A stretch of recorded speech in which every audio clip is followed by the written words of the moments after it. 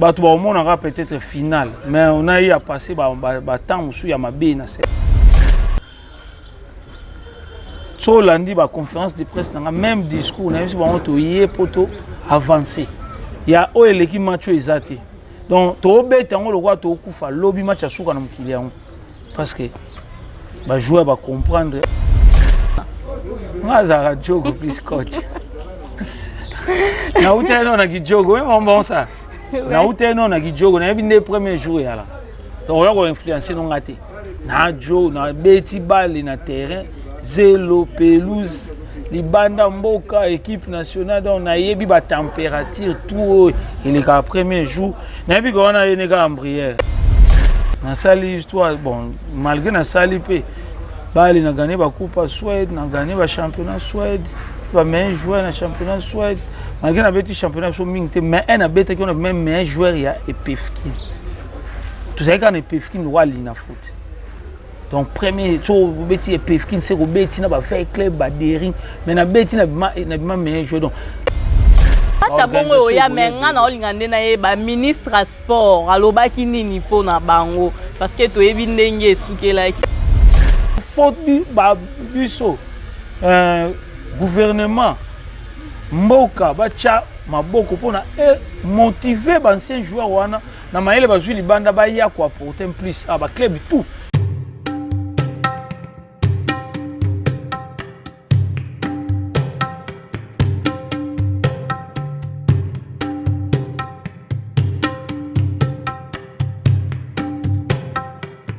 Chaque représentation, chaque combat, chaque victoire est une fierté pour la nation. Ils sont hauts nos couleurs. Ils sont hauts les couleurs de la République démocratique du Congo. Certes, en ce moment, la République démocratique du Congo pleure ses morts. Mais nos athlètes ont décidé de représenter notre pays aux Jeux Olympiques. Voilà pourquoi le ministère de la jeunesse, à travers l'excellence, Madame le ministre Noéla Aenagato, vous dit bravo. Ils sont hauts les couleurs de la République démocratique du Congo. Jeux olympiques 2024 au service de l'éveil patriotique. Totelema, tozala bomoko, tozala lisanga, la jeunesse, nous n'avons pas droit à l'échec. Bravo et nous sommes fiers de vous.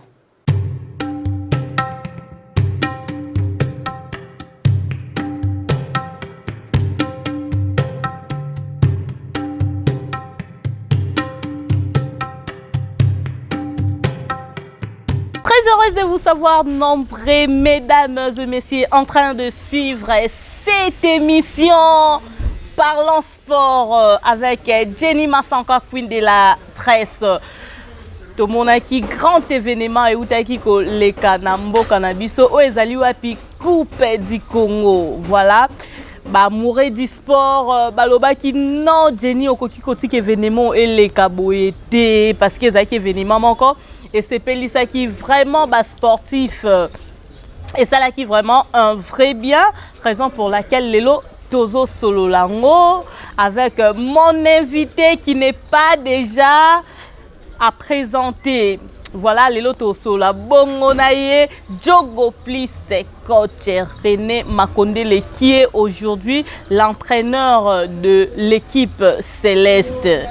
Voilà, Tozo la Bongonaye parce que Lelo photo solo la toyeba et ça la makindenge nini préparation wana et puis nasuka lango Céleste Azui coupe du Congo te.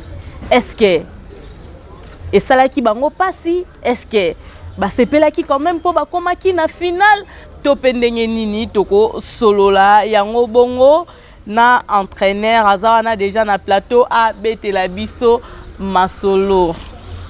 Djogo Plis coach, bonjour. Bonjour Jenny.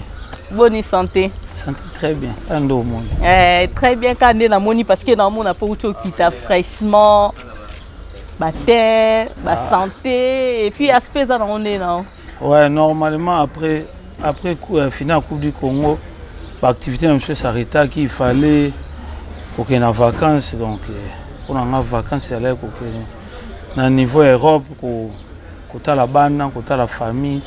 Après, na auto zonga parce que déjà Kalaming il faut reprendre des activités na biso il y a 2000 année sportive 2024 2025 donc Kalaming te en haut le moninga na songi na kata pays. OK, yo en tant que corps technique to monaki ke tokoki koleka événement boete to lekisango ka inaperçu boete parce que c'est un grand événement où les Kenambo Cannabiso vraiment comme on a eu au long mikili ya poto oye ko entraîner équipe moko oyo tokolo ba ezalaki na level e komi nango lelote oye ozui équipe on a quelque part au commissaire quelque part tibo komi na finale contre Vecleb. Vraiment ils a un grand plaisir pour nous et puis ba mourir à football linga baye ba ndenge nini mambwane lekaki omeka vraiment ko décortiquer yango pona bango et puis toza na dévoler ya masolo na biso obetela biso management ndenge nini lekaki et puis to kota côté P sport voilà yebisa biso nanu. Bon en fait merci d'abord Céleste c'est un club ya Kinshasa ou bengango peut-être club en bandaka parce qu'ils ont ba tu sais ba lien na bango na province na biso ya bandaka mais ils sont basés na Kinshasa. Est-ce que ça ba lien to ba joueur ya Céleste la plupart ba utande bandaka. Oui parce que yango na le but Céleste ezalaki na entente ya bandaka beti kuna mais ko fanda ya ba joueur ils na kata ville à Kinshasa. Plus précisément dans la commune à Bandal. Parce que tout s'entraîne dans un terrain sec à Bandal. Après, on aura peut-être finale. Mais on a eu à passer temps où il y a ma bille à Céleste. Point de vue résultat, point de vue Makamde qui est demain. Ça ne nous a pas permis de baisser les bras.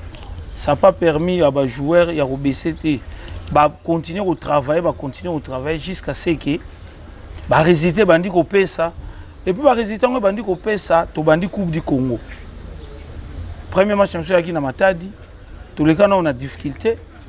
On a mis la difficulté parce qu'on n'a pas pu ko bon match de Nathan Dje toké na battu Robi. Ça li 0-0 na baba ngoni imana Matadi. Toko gagner na ba penalty. Et ça que to zonga awa nde to o mona ke coupe du Congo et sourire biso.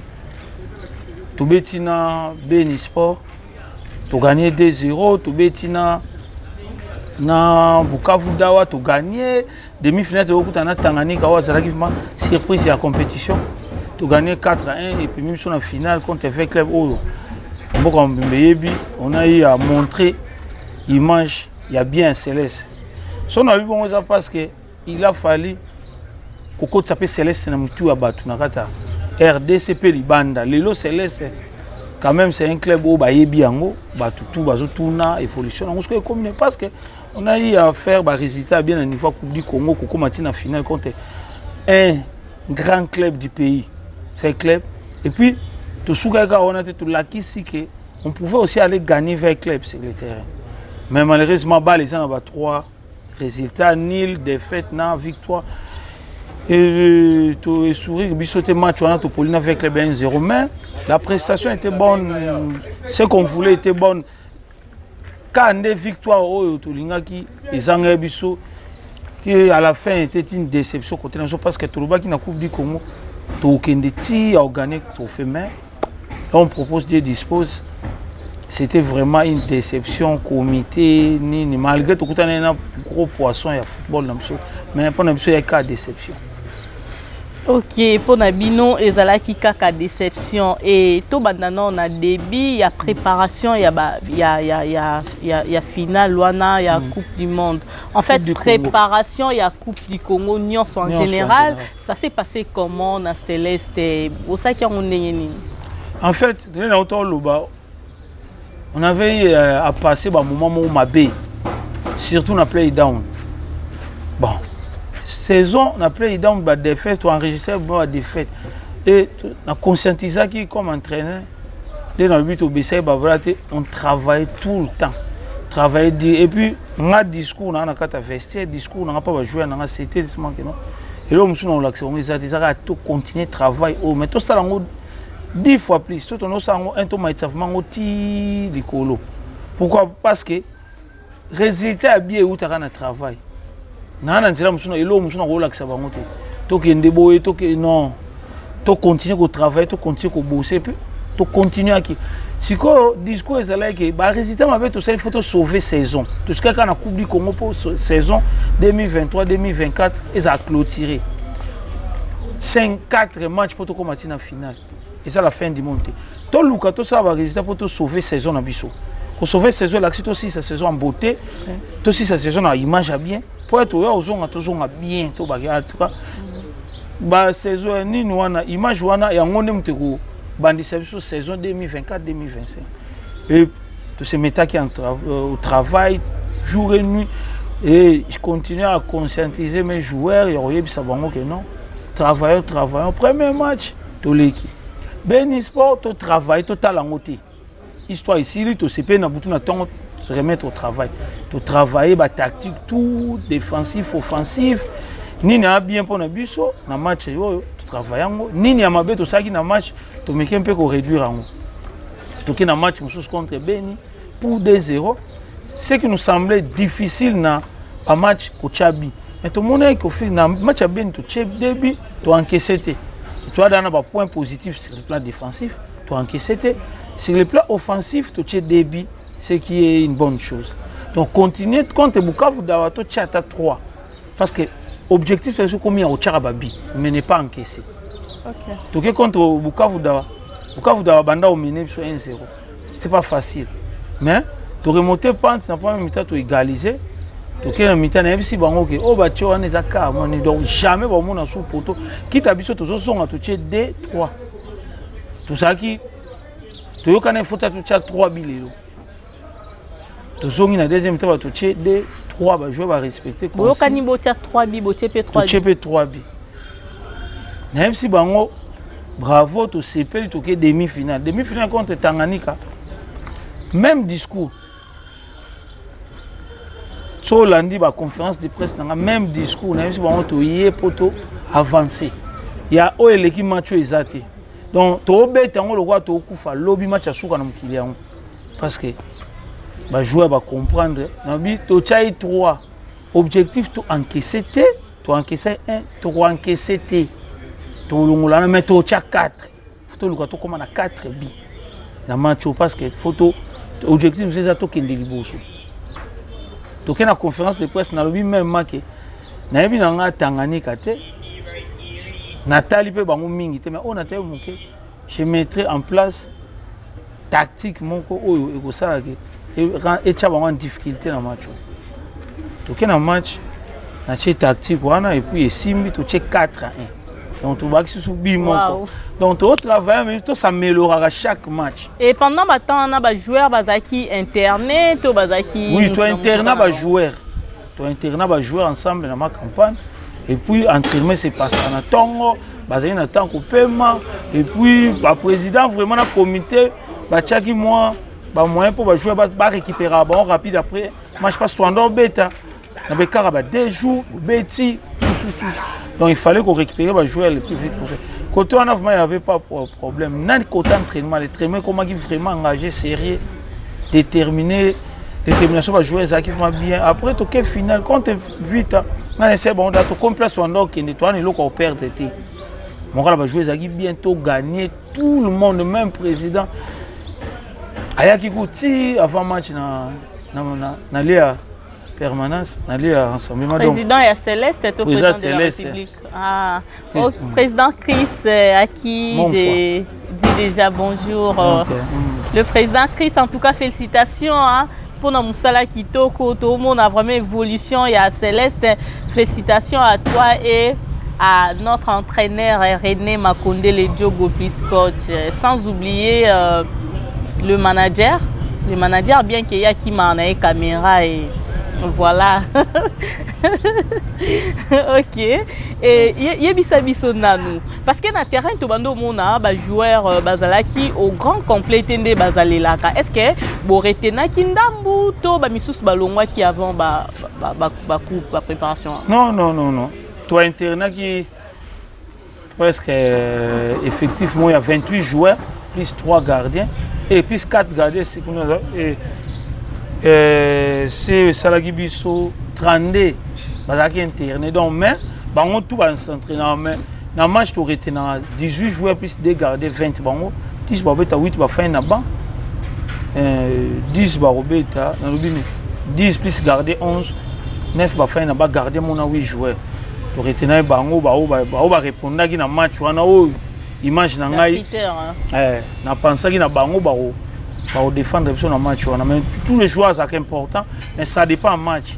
Il y a un match où on a été important dans le match où on a été match et puis par rapport il y a entraînement avant de pendant la semaine. Je ne si bien, image bien, prestation bien entraînement. C'est que tu me mets un match pour abandonner le match. Et beta quitté basilika quitté ambiance en ezaki ndenge nini amone vraiment que bandeli match ti suka ya betité dans l'ensemble tous avons le même esprit même moral et puis objectif moko biso nyonso biso tout oyaki wana côté na biso céleste objectif oyaki moko to yala ko défendre couleur à céleste que ça soit président que ça soit comité mobimba tout ce qu'ils ont fait na préparation match wana et ça pour défendre la couleur à céleste. Biso va jouer, so va retenir yo déjà. Faut oyape na moi ba retenir yo faut ya na moi langage moko, discours moya bien na groupe. Ba o ba to poni bango. Donc déjà 20 to retenir. Ba misu ba libanda mais cohésion est bien, discours est bien entre deux master to kende tout ça la image est bien qui peut gagner. Pour cette équipe gagner ba hôtel ra o na tête hôtel appel au tout à la image à céleste. Donc il y a un salaire qui n'a pas eu na banc, n'a pas eu na terrain, n'a pas eu likolo, n'a pas eu tout ezaki pour na céleste. Même moral céleste a gagné. Ah d'accord. Alors équipe nini beaucoup tane nango ou epesa bino difficulté bisona. Parce que beaucoup tane na be équipe belé hein. Oui, to betina vetsamat. Pardon. Imana Matadi, to betina Beni Sport, to betina Bukavu Dawa, to betina na Tanganyika, to betina avec équipe nga monnaie compliqué nga moi muke existence et Bukavu Dawa. Sans parler Bukavu Dawa bani ko mené biso et puis première mi-temps vraiment ils étaient top. Moi je pensais pas coach même dès la première mi-temps. Bah ça là qui vraiment un niveau bien a compliqué biso, ba boter biso possession ballon. Bah, tu as ballon derrière, na deux à défense, c'est qui nous a compliqué. Après, deuxième mi-temps, de reprendre les choses en main et puis tu as imposé. Mais contre Imana Matadi, on a imposé du début à la fin. Contre Beni, on a imposé le match du début à la fin. Contre Bukavu Dawa, compliqué. Tanganyika, le match, on a les matchs les plus faciles. Donc, on a bien quota facile et puis tu gérer le match bien. Et puis Vert Club, c'est un match normal. On a eu à créer une action de billes plus que Vert Club. On a eu à dominer. À un moment donné, tactique de tirer contre Vert Club. Et ça là que Vert Club est un peu en difficulté. Mais wana ezaki clair même si na souka vraiment combat ezaki makas, ezaki vraiment combat cage parce que supporters bazaki étonné ndenge nini Vert Club a rapporté qui victoire wana parce que tout le monde est vraiment céleste abetaki balé makas. Ça ba réalité foot no to loba. Biso devoir na biso bien musana biso ça. Il y a ko préparer tactique, il y a ko préparer tactique par rapport à l'adversaire. Sur au tala qui même au tala qui était 15 minutes aux bêta et ça aux imaginer mais déjà talier 15 minutes. Il faut proposer tactiquement ou mettre l'adversaire en difficulté pour le défi, il y a match, au contrôler le match et puis surtout pour concrétiser l'action et réseau s'est présenté. C'est ça qui nous a coûté les trophées parce que dès l'entame de jeu, moi 15 minutes, tu as dominé, tu as récupéré le ballon, tu as fait aux Olympiques. na contrôle milieu olinga ba passe mais qui ta biso to multiplier fort ya récupérer ba ballon so to récupérer ba ballon to créer ba action parce que on a tendance à okinde a otika ba espace au biso et ça profitable pour na biso. C'est ça qui s'est passé malheureusement to concrétiser ba action te auto gagnant qui et puis ce qui est un peu bi mabe na ba so bo concrétiser ba action te qui pas avec ça joue à tché et to encaisser bi moko faut ta garder et ya kanango après y aller to pour le match na 1-0 donc quand on ben à début déception. Ah ok. Yebisa biso non de na yebisa ki OK émission eza na dévolé.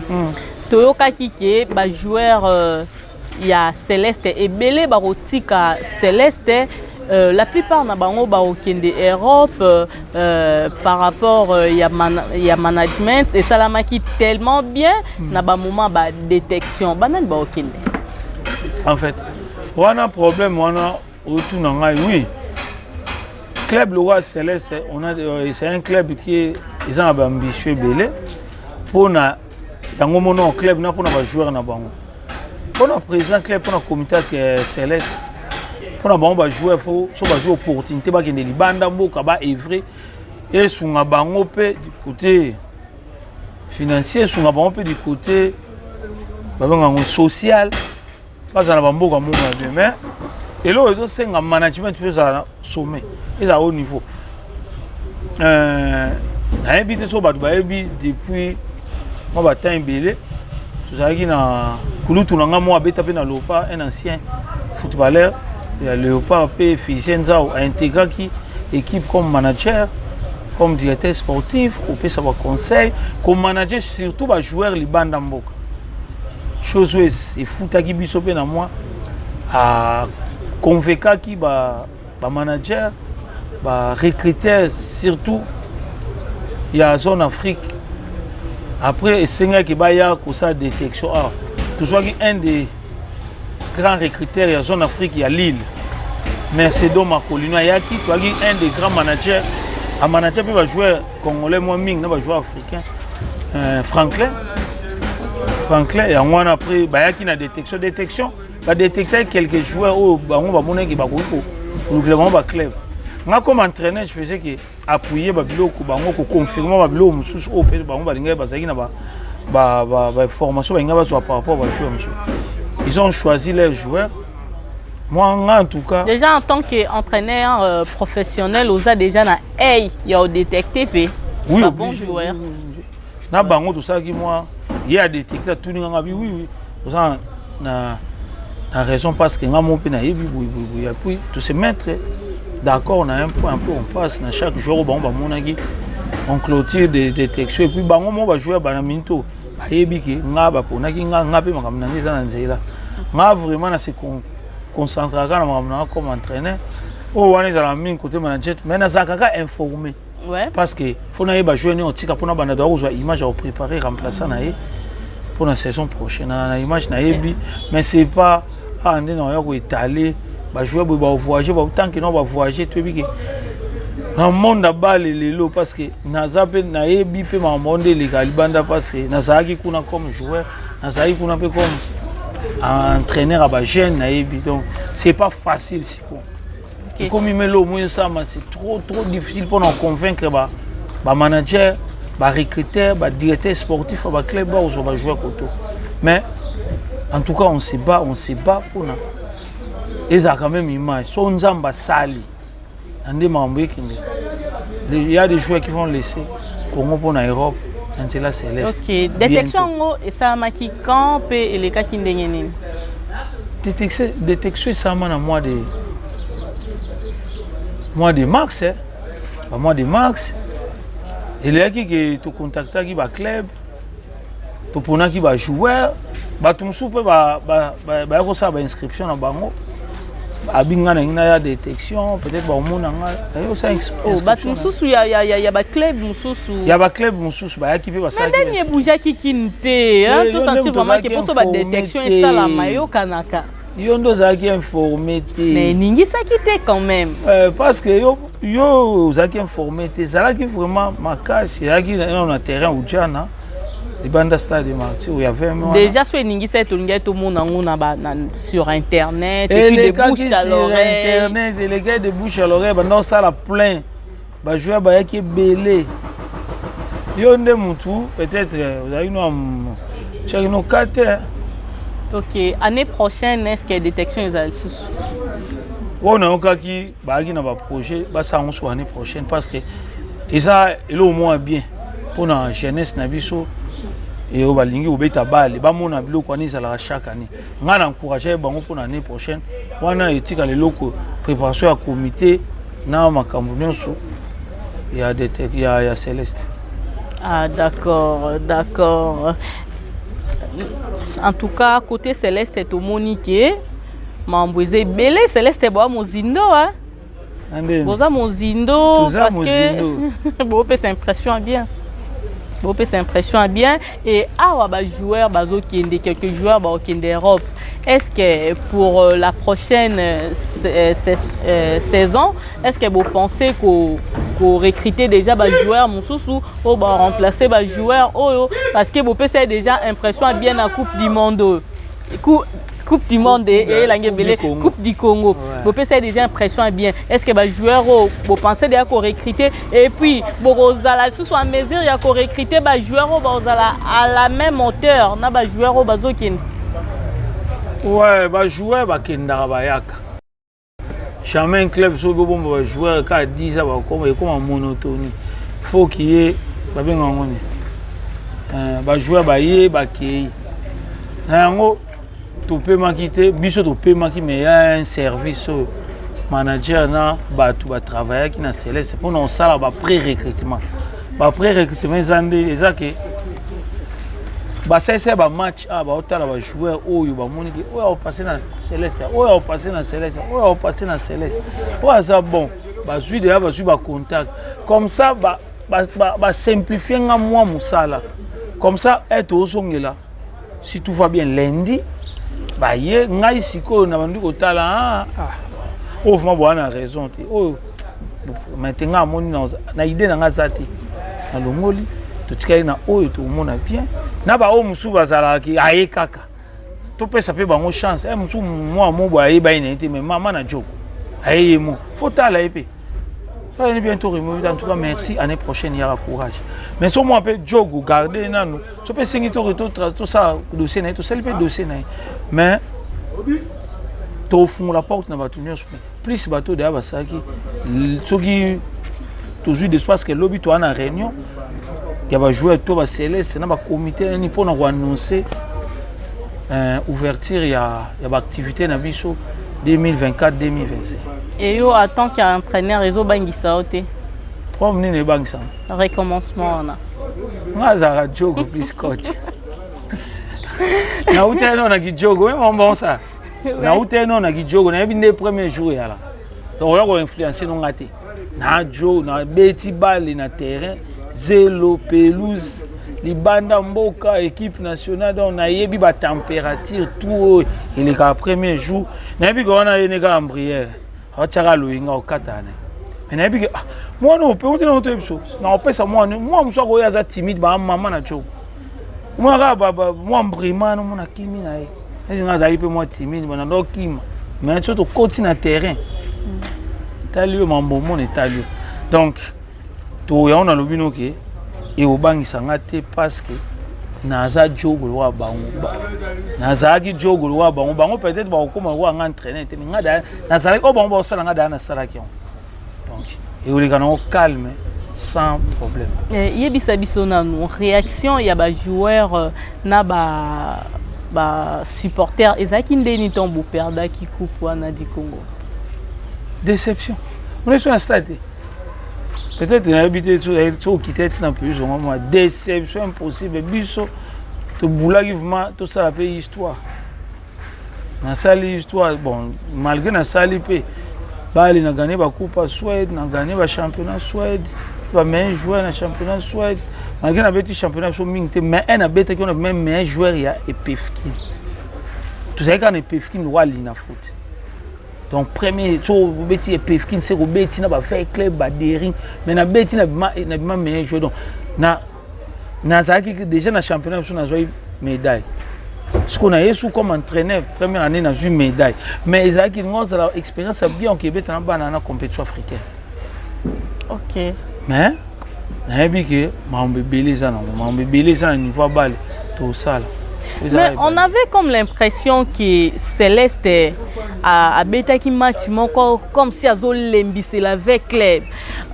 Biso supporter Toloba qui peut-être que par rapport il y a combo, par rapport il y a expérience et tout, Céleste a ligne qu'on soit les dévanter que avec club, mais Céleste a Zamakas.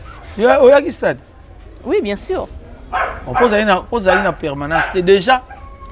Déjà jouer en haut, je vais être super motivé. Hyper motivé. L'amour na tongo fo monde na permanence normalement na la laina bangote. Na kinde na tongo na kuta ambiance moko ya kitoko. Lelo vraiment ils a vu na biso, ils va servir na biso. Que Coupe d'Afrique. Debiso Tolobaki, mais il faut botika équipe régner à l'époque nango pour avec les régner à l'époque nango. L'amour qui bien super motivé, to soli bien. Coûte l'eau et ça les sous il y a ma casse qui toko. Tu traînes na ba 15 minutes au de stade. Président Christian Monkwa. Il est mon apparaître boy. Ah, je vais mettre sur moral Monkwa et si ba en tout cas les lo balobaki, ngana avec les bien. Mais Léon a lingi pour prouver bon les contraires. C'est ça parce que tu as une relation avec les bazala on a Céleste puisque ça ba match musu to participer bozo mon a vraiment qui avantage ça Céleste mais na souka na au moins avec les besoin victoire. En fait, à lobby balobara mais lelo faut katana. Surtout avec un match on est au 4 parce que vu tu as gagné na championnat. Et on ça non pas similité mais surtout gagner que na match on vite na Céleste vini mobile. Et au ça la nini parce que ça compétition. Kasi on a tout ça qui déterminé to pesa bango passe pona baloba ma ke biso na bino hein soki to zala rande ba baloba. Orange. To katani les louvres bino bo permettre biso to que Coupe d'Afrique te bino ka Céleste. Donc c'est que ko bino to yini bino vi mobimba. Mais toxili ça to y ambiance na nzela to comme stade ba jouer na motivation. L'ambiance ba sala avant match. Yo bino fallo ya avant. Fallo ya non avant au moins non de tout les kaki tano bazo tenir na balata yi baso konga na tongo wana mais Céleste Kota ba tenir oui c'est ça président Christian vraiment ba félicitations à la ba joueur kitoko ba tenir donc non soana na grâce monte ba tenir to la dire on monte ya ki na ngo ve fils nza le manager des il était sportif si le président lobby ma capo na finale.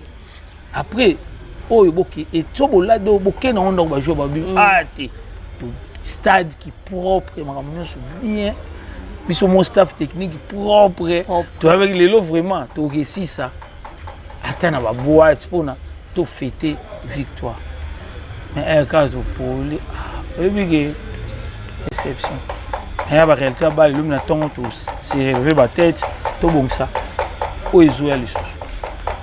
Mais quand même, vous serez écrivain qui va côté, il y a la récompense. Ouais, la récompense qui vite, à Céleste. Tu quand même demi-finale. Et ça là qui est puis on est à la marming, il y a comité qui t'a chargé. Puis tu sais comme ça là, tu fais un palais. C'est ma course, pas en vacances. Ok, en tant qu'entraîneur, Olongi quand même Koko Mati na finale ya Coupe du Congo. Et ça là qui on deni comme na président Kolat Sayo médaille wana et tout autre monde na bilili. C'est ça qui est bien, c'est un réel plaisir. Honneur, c'est pas facile hein. C'est pas facile bon. Non bino ngana kaka mususu. Apambo na joie chance ya kutana ba président. Quand on a la balle, écoute un sangana ba autorité minene, écoute un sangana ba premier ministre, écoute un sangana ba président le président assemblée, tel Caméré, écoute un sangana na ba te belé ça non kaka grâce na nzela musala na série na otcha na musala ya omene a facilité na facilité na libanda mboka na kutana ba roi Suède na nzela balle bayamba biso na ba pays musu pa ba konzi mboka na ka pona ba donc na incité balle en fait c'est le morceau c'est serré non na nini et que donc ils a que sengo makasi Fachi Béton son excellence numéro 1 ya mboka et là c'est un exactement honneur donc honneur moko na éviter. Est-ce que dans la prochaine saison parce que tout le monde a coupé les cas, tout le monde a présidenté. Mais ni salama qui y a bino président et mon foyer hein? C'est grâce de ma connais les gars. Ça ça la lumière. Moi côté nous c'est la lumière Nzambe. Donc moi je pense que ça va initiative oh son excellence Azwaki yako assister sur un match yemoko puis ko kabla médaille. Ça encourage ba club. Il y a au salle de plus.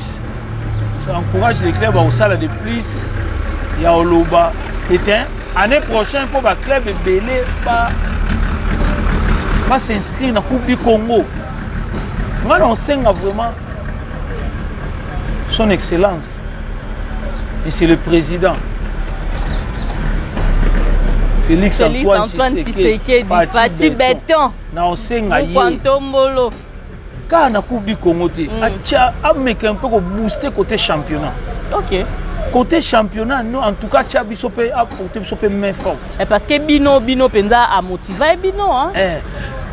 Quand on a un stade, mais PM sous na Sewana booster, balandela un peu compétition, tu as moins moyen de voyager, équipe et que bête à peine à Lubumbashi zongi même jour. Et là, la 4 jours, 5 jours, et que le lobé petit match non le lobé zongi et au préparer le match mususu on a diminué puis un peu ba match forfait équipe voyager on a moyen équipe moyen ou ta province a été moyen donc mais a tcha vraiment font la peu mis sous côté wana parce que dès que championnat et aux akitoko to bimisa pe ba léopard ah tout un problème wana jusqu'à présent le léopard toi même pas va jouer évoluer en pays pour un championnat et ça qui a olala nga lingima non to bimisa ta 5 à 7 joueurs intégrés pour le pas dans le championnat. Donc, nous sommes par rapport au niveau du championnat. Pas mais un peu de Tchango, l'équipe est belle. Pour ça, le match peut aller belle. Les joueurs peuvent être en mouvement, être en compétition et ça ne peut pas être que les Libanda, les clubs Libanda va taper mis sur le championnat. Ah ok, c'est bien. N'en profiter après message nayo pour non tout nayo. Ancien il y a Léopard match au babeta ka suite nango. Est-ce que président a une histoire on a été vraiment mamboba il y a ancien Léopard à s'occuper nango te. Ba légende ouais, à s'occuper nango te pour année. Ba yebi. En tout cas on appelle si ba légende d'union sous mboté. Vraiment. Les trésor loi président trésor loi. Trésor Poutou Mabi. Trésor Poutou Mabi. Soda. Vraiment. Patou Kabangu, Banansu, tout le monde a zola room. Vraiment, Bedi Mbenza, on a Paris en tout cas. À combien à Paris à Paris, na minute qui peut Paris à quelques vacances. Oh, namoni, tout le monde a room. Ya Jo Mutamba. Apataki, Bangoni. Vraiment, ba physicien Zao. Physicien Zao. Donc, bah jouer tout, il y a des légendes en tout cas. Bah match est allé à Bongoya. Bah match à Bongoya, mais on a eu un ministre à sport, à l'Obaki ni pour na bango, parce que tu es venu souke là qui, hein, aso là qui na bango, akutana na bango. Ouais, tout ça la séance, il y a un travail dans le ministère des Sports. Car pour na biso tenir na bi, pour pe na balle mboka. Toujours c'est na balle vraiment, ils ont un niveau na tu es là qui. Bah les gens peuvent jouer un grand rôle.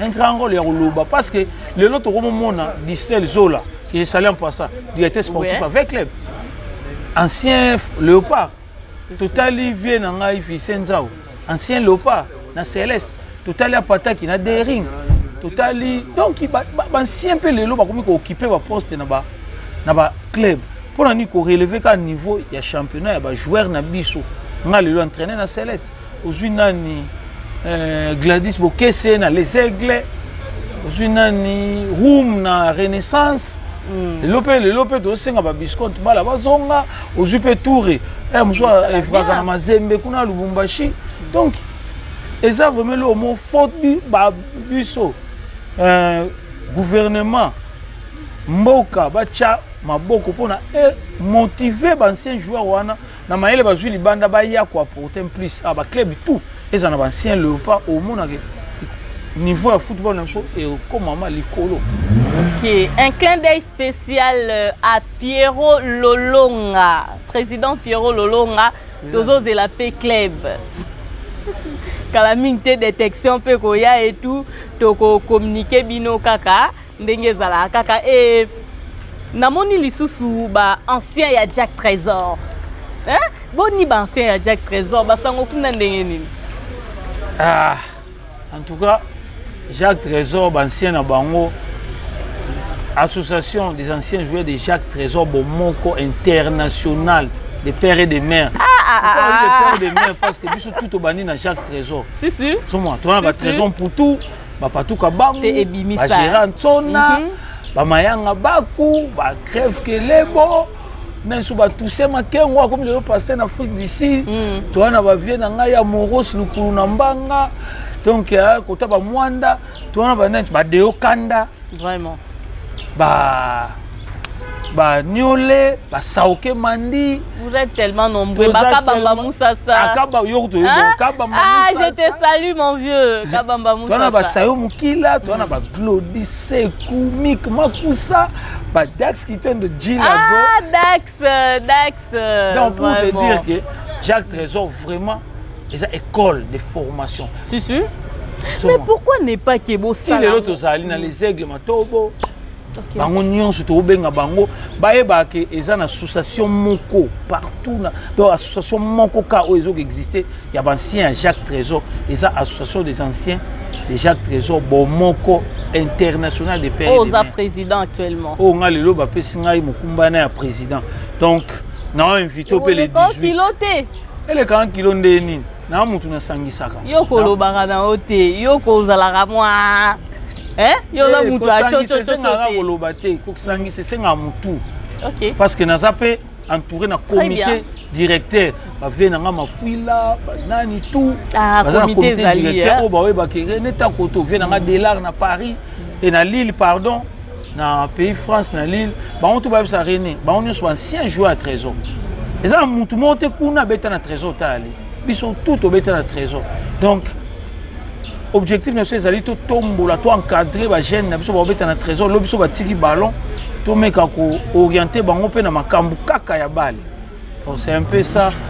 Pour inviter les 18 pour beta na Tchangu contre Bancien il y a Léopard ba légende na biso toujours contacter bango déjà pour très bien. C'est 18 août 18 août aux Zawana en tout cas toute l'information sur nos pays ça ko zangate pour na Jacques Trésor Bomoko international. En tout cas, nous avons comme bino pe bilili ndenge nini ekoleka bino pe ba oyo bokozala na temps bo hésiter te koya wana ba mourir à foot boyana komona ba légende na bino sala bien kitoko makasi sala bien vraiment yo ya moko zala ka mukie malgré ça no muta mabale te mais oyo oyibaka oyo ambiance wana to créaka Gouano mona to okabona ba butwa mais ça l'a toujours bien comme bande quoi en tout cas c'est très bien plaisir à trop. Vraiment. Et là, nous sommes pratiquement arrivés à la fin de cette émission. René Makonde, le Diogo, please, c'est coach. Nous avons sur un message to pesi to musu suetikali au passant kambalamo quelques salutations et puis to kabwani. Avant la parole, je salue bonhomme Silo Boga mon akatandili. Silo ya ba bonhomme Trésor des Zamba ba mbote nayo et puis gouverneur ya Trésor Azali. Oh, Silo Bazala.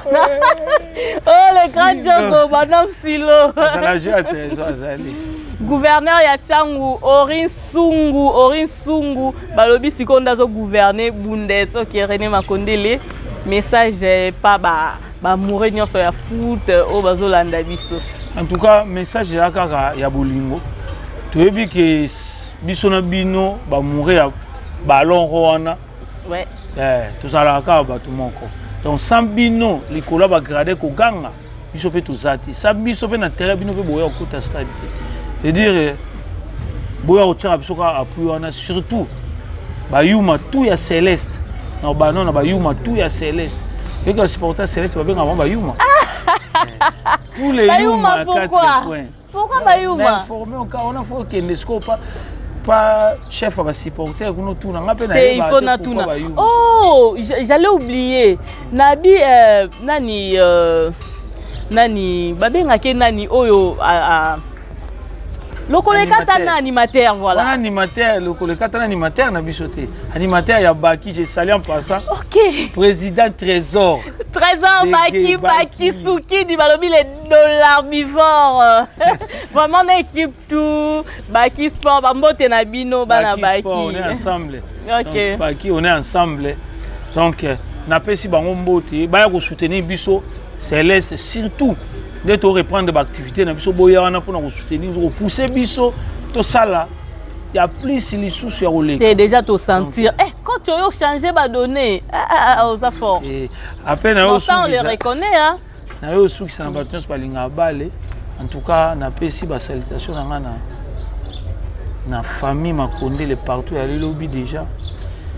Les premiers août, c'est un truc état là, mes parents. Ils sont orphelins des pères et des mères. Lobby de Tokinda Okutana Bam. Bande konanga nyonso famille Makondele, Bambote place Boaligi Makondele, Pichu Makondele en Allemagne. Partout Boali, grand frère. Gianni Makondele, Bambote Nayo. Partout Boali. Donc Yapo na Belgique, Vakalamfumu. Donc bino tout. Vous allez bien place Bozali. Et puis Bobo Lidosha. Lidosha ya babobo. Na Bundes. Yazala kuna na orisungu de Bundes. Service. Bobo Lidosha. Tout le temps à l'appel. Tout le temps il est là pour moi.